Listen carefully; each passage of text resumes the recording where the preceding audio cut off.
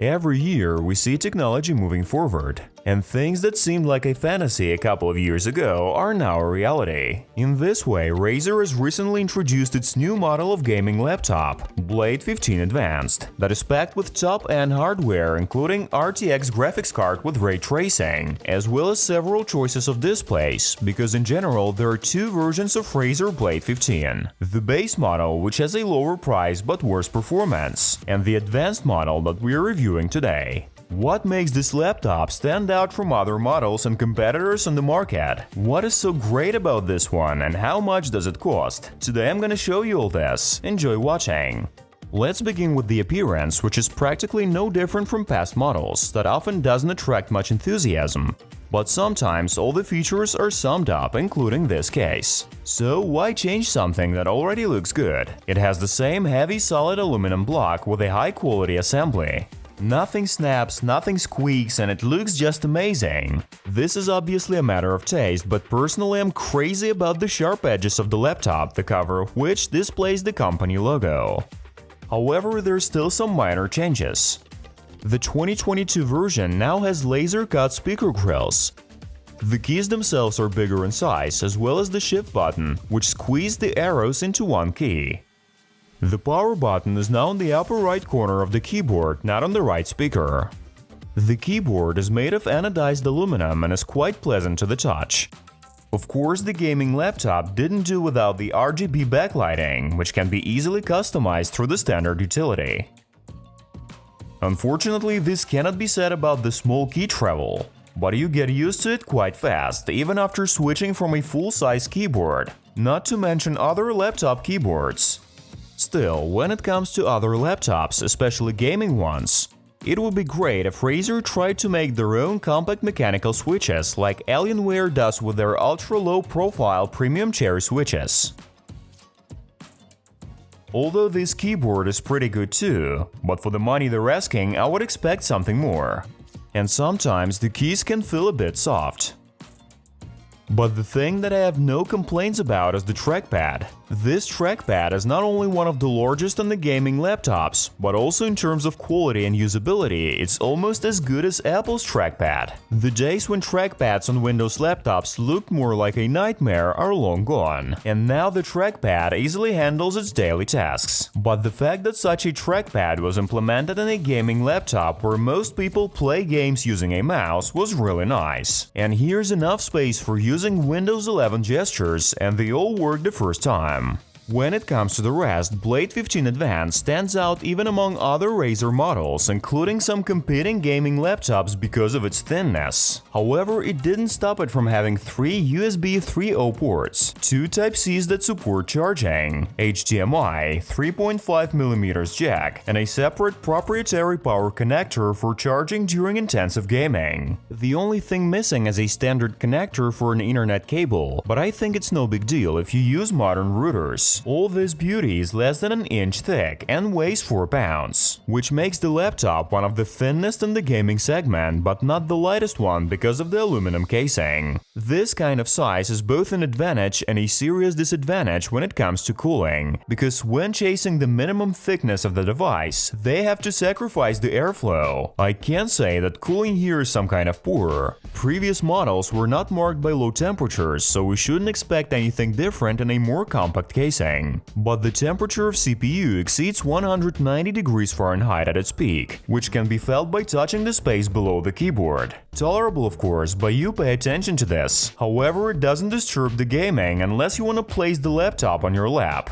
But that was the appearance. The major change affected the hardware inside the laptop, in particular the monitor from the outside. The cost of Razer Blade 15 2022 starts from $2.5 and reaches $3,000 in the maximum configuration, where you can choose different matrices.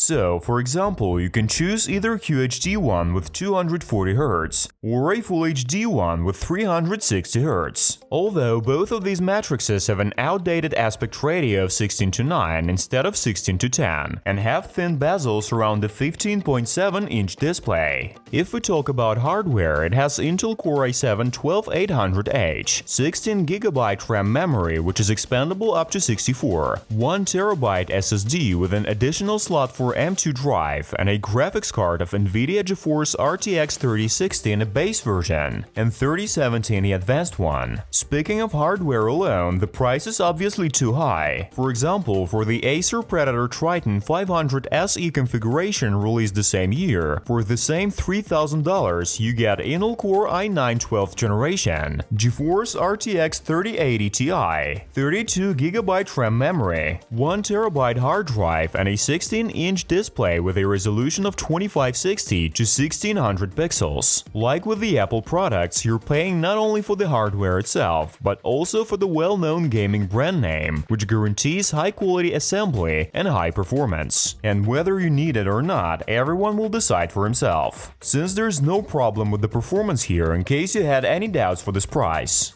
Given that here's a display of esports level, which is 360Hz, most likely you will not use the maximum graphics settings in order to enjoy this marvelous screen refresh rate. You may encounter different opinions on whether such 360Hz is detectable to the eye and doesn't make any sense. So the answer is yes, it does. And after a couple of hours of playing Counter-Strike Global Offensive, jumping back and forth between 60 and 360Hz, thanks to a built-in feature from Razer, my accuracy and response time have changed dramatically. I can't say that they have improved because I'm not much of a gamer, but there have been some changes. We don't need 360Hz for watching movies or writing this script. The same goes for scrolling the internet. That's why Razer has introduced NVIDIA Optimus feature, which allows you to automatically switch from integrated to discrete GPU if needed, in order to balance performance and battery life. You can also do the same manually by switching your laptop to discrete graphics, which improves performance and reduces latency when needed. However, if you don't really play first-person shooters like CSGO, Fortnite or Overwatch, the 360Hz display is probably too much for you, so you can consider the QHD version that has 240Hz, and you get a higher resolution and a wider color gamut. Moreover, using this display, you can switch frame rates without rebooting as it's required by a 360Hz display. Plus, the battery life increases. Of course, there are plenty of issues, from the workload and CPU consumption, the speed of rotation of coolers and graphics card workload. But while watching the movie at 360Hz, the laptop lasted more than 5 hours. Therefore, this time can be increased up to 7 hours by reducing the number of frames. Or vice versa, to reduce battery life down to 2.5 hours, overloading the laptop with games, although it's unlikely that someone will play games without a connected proprietary power supply. However, you can easily work outside the house, for example somewhere in a cafe, by plugging the laptop via USB Type-C into the connector Thunderbolt 4. So actually, we cannot say that this is a purely gaming laptop, it also handles other tasks quite well. For example, considering the widespread going remote in 2020, Razer decided to improve the camera resolution to Full HD for video conferencing or for game streaming. Plus, it has an advantage for some creative tasks because of the fast sync of Intel video processor, which allows you to export video files quickly. For example, it would take 3.5 minutes to render a 5-minute 4K video, which is a pretty decent result, I guess. Also, the data reading speed from the SD card slot allows you to quickly move arrays of data, about a gigabyte a second, which would be useful for photographers and cameramen, for example to throw the footages on the laptop and do not take up space in the flash drive. However, it's all about the price. It's unlikely that someone will buy a laptop as a workhorse for daily routine without revealing its gaming potential. For testing, I've chosen a few popular games of different years of release. Let's start with Cyberpunk.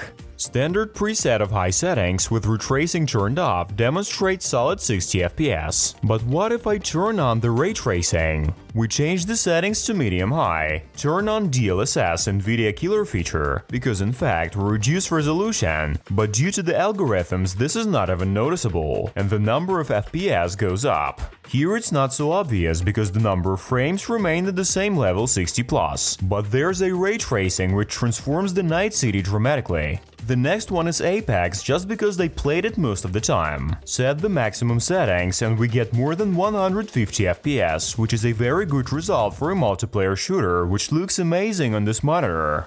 Speaking of shooters, the next game is Metro Exodus, that is not the most fresh but still very demanding game. Graphic settings at the maximum except the ray tracing, and the standard benchmark shows an average of 50 FPS. However, the benchmark produces the highest workload. In the game, depending on the location, there will be 90 with drops down to 60 FPS. Since we mentioned old games, we cannot help but test GTA 5. Obviously, we set the ultra graphics here and get a stable 70-80 frames per second. The only exception is RDR with 30 console FPS, but it seems to be locked. However, the game is played at ultra settings. Well, for the full picture, we will take CSGO, where we got more than 100 FPS at ultra settings, so you can put headshots without any problems. So gaming here is absolutely fine, despite the mobile hardware. To sum it up, this is quite an expensive laptop even among other gaming laptops, but the company presents it as a MacBook in the sphere of portable gaming devices, offering both high-performance hardware and high-quality assembly with premium materials, if we consider aluminum a premium material. Although calling it a perfect laptop is quite difficult, at least I would like Razer to add a 16-inch screen variation of the laptop with an aspect ratio of 16:10. Plus, it would be nice if Razer made wireless connection of their gaming mice, headsets and keyboards to their laptops, as simple as Samsung did to their Galaxy devices and Galaxy Book laptops. But it's mainly a nitpicking. As it stands, the Blade 15 offers a product worthy of its higher price, but it's up to you to decide which is more important: impressions at a higher price or the dry performance of other cheaper companies. Well, that's it for today. I hope the video was helpful to you. If so, don't forget to like the video and subscribe to the channel if you don't want to miss out new videos. Thanks for watching and see you soon.